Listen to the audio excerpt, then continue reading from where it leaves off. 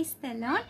இன்று காலை தியானத்திற்காக நம்ம பார்க்க போற வசனம் மத்தேயு 8ஆம் அதிகாரம் 2ஆம் வசனம்.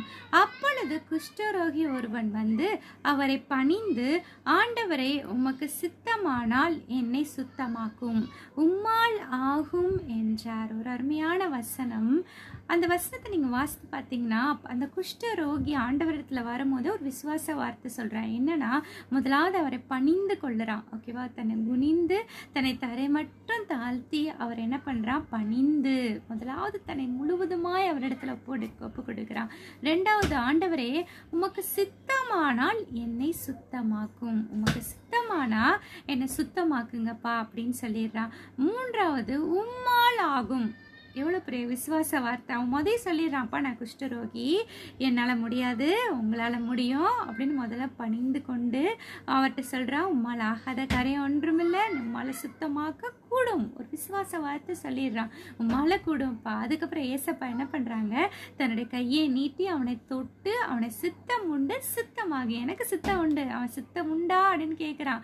எனக்கு சித்தம் உண்டு, உனக்கு சித்தமானால் எனக்கு செய்யுங்கன்றான். ஆண்டவர், எனக்கு சித்தம் உண்டுப்பா, நான் உன்னை சுத்தமாக்குறேன்றாரு. அவன் விசுவாச வார்த்தையில முதல்ல சொல்லிடுறான்ப்பா, உமக்கு சித்தமான என்னை சுத்தமாக்குங்க. ரெண்டாவது, உம்மால் ஆகும், உம்மால கூடும். நம்மளுடைய வாழ்க்கையிலும் நம்ம விசுவாச அறிக்கையிட்டா, அப்பா உங்களால முடியும், உமக்கு கண்டிப்பா கூடும், என் வாழ்க்கையில இந்த பிரச்சனையிலேருந்து என்னை மீட்டு வர உம்மால மட்டும்தான் கூடும்னு விசுவாசமா சொல்லி பாருங்க. கட்டாயம் அந்த குஷ்டரோகிக்கு செய்தவர் உங்களுக்கு செய்ய அவர் வல்லவராயிருக்கிறார்.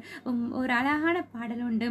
உம்மலாகாத காரியம் ஒன்றுமில்லை, உம்மலாகாத காரியம் ஒன்றுமில்லை, எல்லாமே உம்மாலாகும், ஹல்லேலூயா, எல்லாமே உம்மாலாகும், ஆகும், எல்லாமாகும், உம்மாலேதான் எல்லாமாகும். கட்டாயம் குஷ்டரோகி இந்த பாடலை பாடியிருப்பார். ஒரு நிமிடம் கண்களை மூடி நம்ம ஜெபிப்போமா?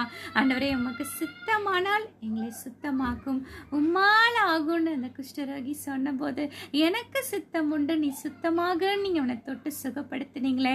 ஒருவேளை இந்த வீடியோ பார்க்குறவங்க சுகவீனத்தோடு கஷ்டத்தோடு கண்ணீரோடு இருக்கலாம்ப்பா. உங்களை பார்த்து சொல்கிறாங்க, அப்பா உம்மால கூட உமக்கு சித்தமானால் என்னை சுத்தமாக்குன்னு சொல்கிறாங்க.